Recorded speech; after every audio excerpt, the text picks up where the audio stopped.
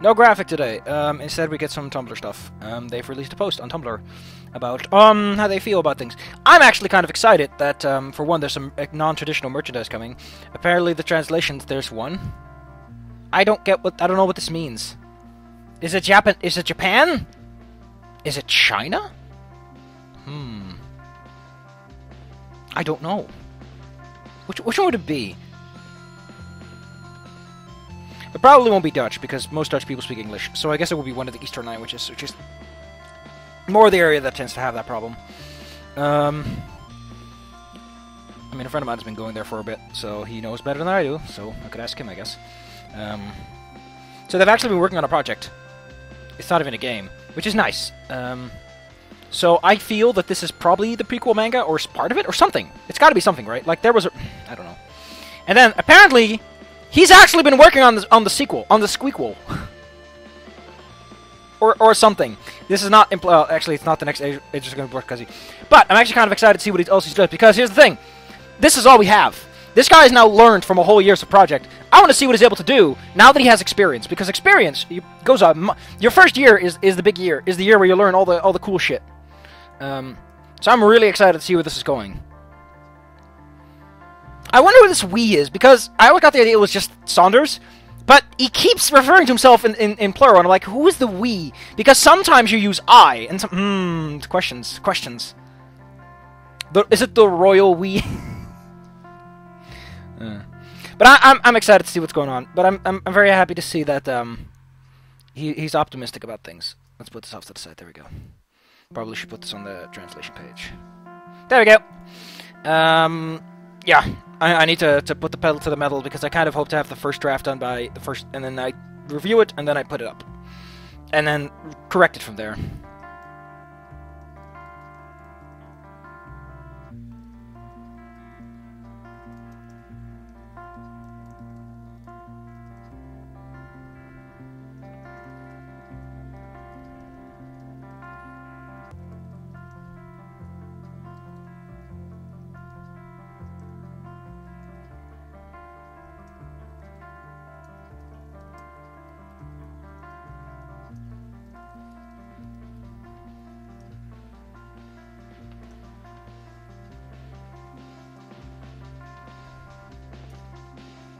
Yeah. Whenever you start saying, but what about, is kind of the, yeah, you're just stalling.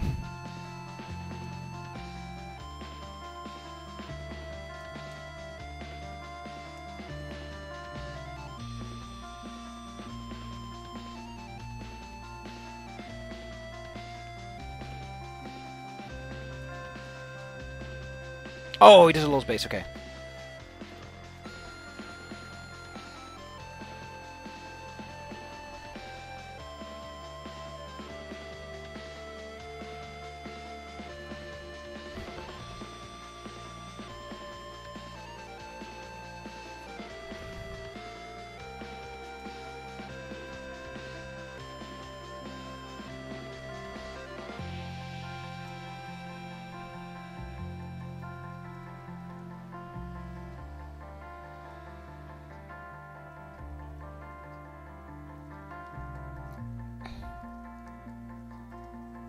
Man, that's gotta suck, getting shot in the leg. Like, you have to stand on that. Like, your arm, you can at least sort of move around, but when your leg goes, oh, that sucks! Big dicks.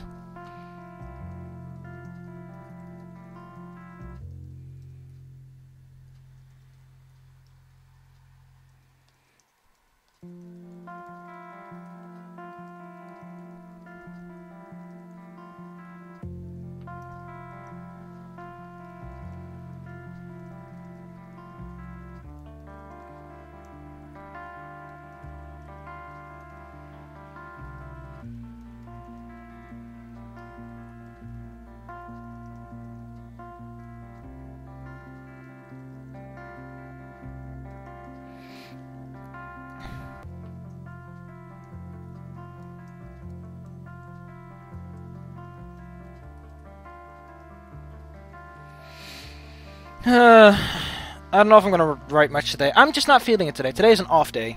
I don't know why. I'm just feeling a bit blech. It might be because I got Starfinder. It might be because I will be recording some Cthulhu today. It's gonna be the boxed-in thing that comes with Invictus. I will only be recording. I will have an image up the whole time. It's not gonna be big production values because I don't have big production values. I don't have money. I don't have that kind of money. I don't even have those kinds of ideas. So if anyone else has ideas and has a decent like price point, go for it.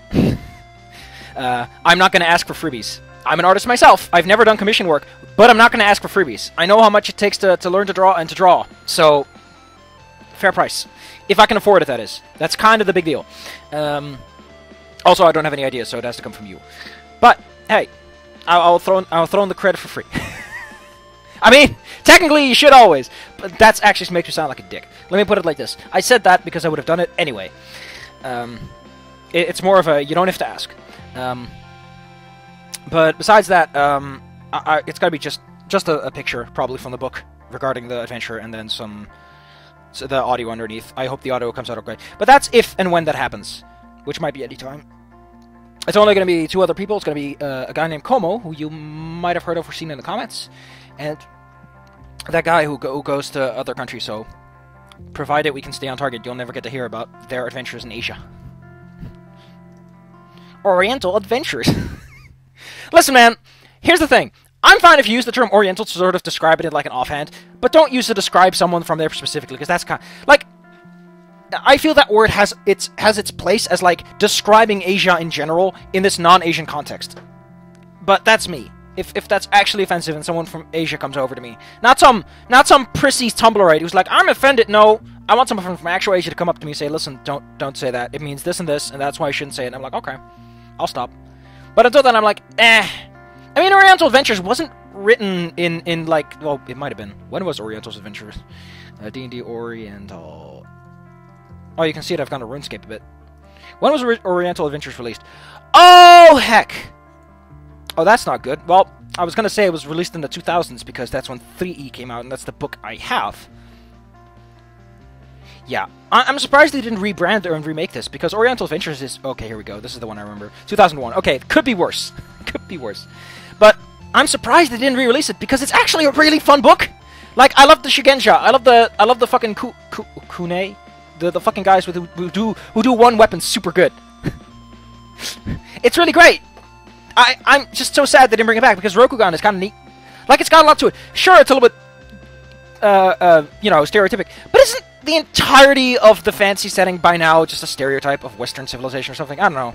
You can make a counter-argument that it's like, well, how about you just go there and you learn a bit, and you're like, what's respectful, what's not? Like, instead of recording some dead man hanging from a tree, how about you go there, and you ask people, like, what is allowed and what isn't? And then you make a book out of that, and you say, listen, we've got, like, 15 people who are experts in this area to tell us cool shit, and here's all this cool shit! And you're like, oh man, that's cool shit! It's something else. We've got it, because the best part about this is the culture, you know, is... In a lot of D&D games, you can get away with, like, I walk up to this guy and I punch him. But if you do it Oriental, you can do a lot more with... I don't know, I think it's the aroma, the aura that comes with it. Of, like, no, you're going to walk up to your fucking boss, you're going to get on your fucking knees, and you're going to say, like, hello, sir, and you put your head to the ground like an idiot. Because that's how things went back then. And that's how you did it. And it's got a certain style to it, that you're bound by something. I don't know, it's got a certain aura to it. I mean, that might be exoticism, in which case, feel free to deck me. Not in real life, but give me an e-deck. Like, someone should make that. Someone should make a fucking website about that. A website where you can send virtual punches to someone's inbox. It would stagger them or put them in little bundles so that people wouldn't get overloaded with emails, but every once in a while it's like, listen, don't do that. We're well overdue for this. Maybe you could Twitter integrate it. It's like Twitter shows how many times you've been decked and how many of them are valid. Although then you have to set up valid... Man! Sounds like a good idea on paper, then you realize that it requires a mixture of humans and machines that just don't work.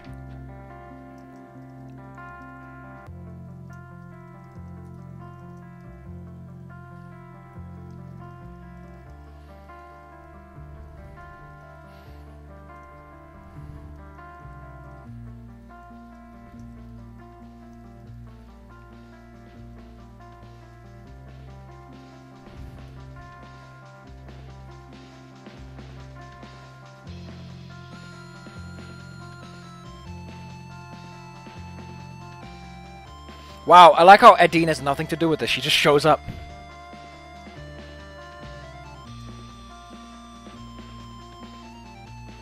I mean, after all these endings, I kind of give Maverick the okay.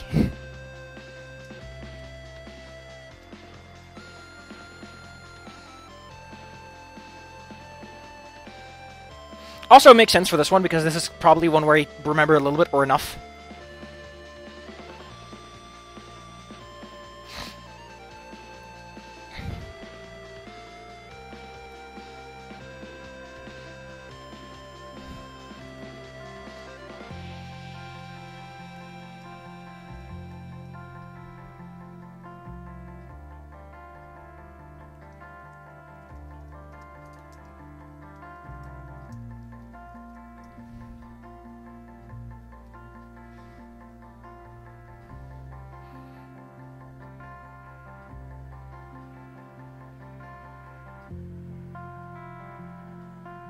Wow, I love this.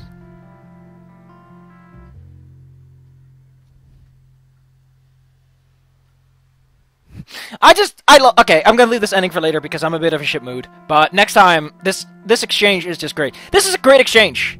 Because it's your own character being like, ah, how ironic. Just kind of giggling. I don't know, I think the snarky protagonist, at least make him a little bit snark. Like, everyone loves it when someone, like, points shit out. Your protagonist needs to be excellent at CinemaSins, is what I'm trying to say. I'm not gonna say CinemaSins is good for criticism. I think it's good, like, what I get out of CinemaSins is, one, interesting insights into cinematography, and B, I get the laugh, first and foremost. I think B is more important than A in that scenario. It's not good criticism, but it does give good insight into what criticisms could be. So don't use it as your sole basis for whatever night you're gonna watch a movie. I don't watch movies in general, so to me it's all gravy.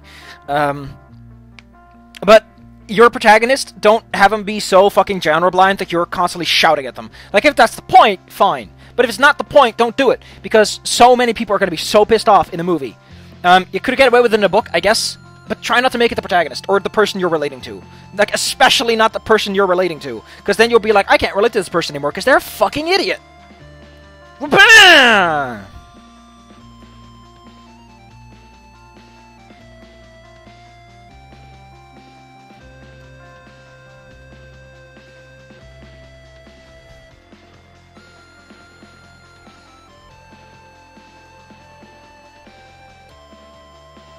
How the hell does Adine know how to do this?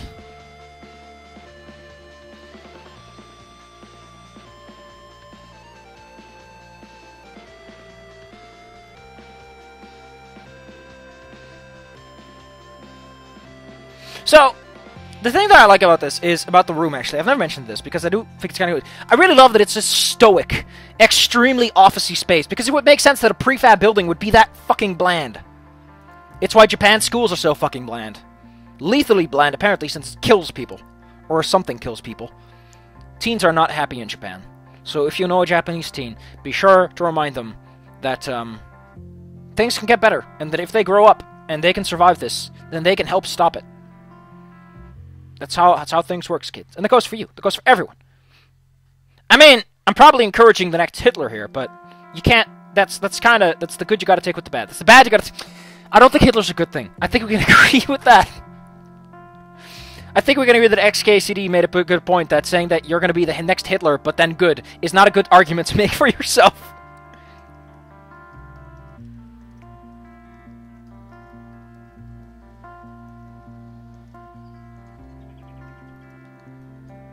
Wouldn't she say, I didn't know how to bandage a fucking human, because she wouldn't know how tight it to be?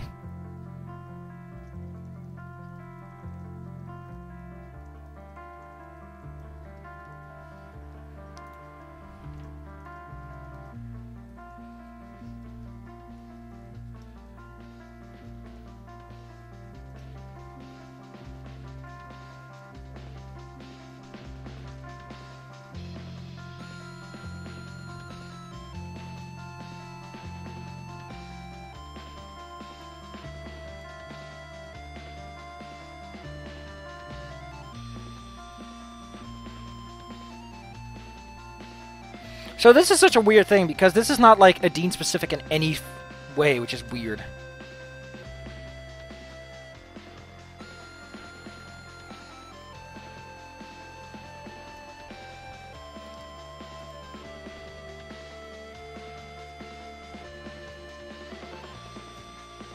The fact that Maverick is...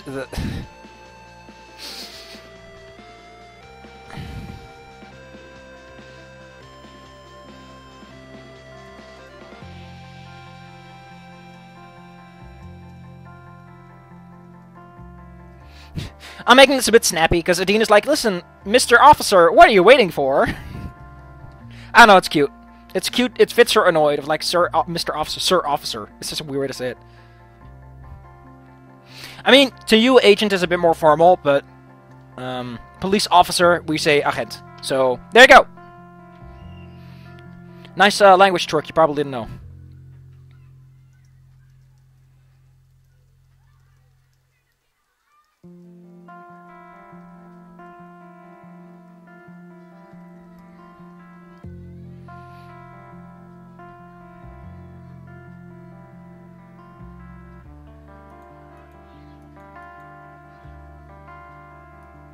Okay, this is a really weird sentence.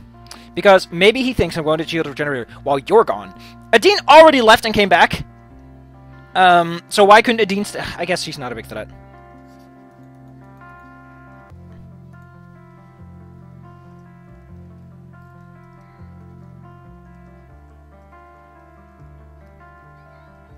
Why does Adine have to leave in this scene?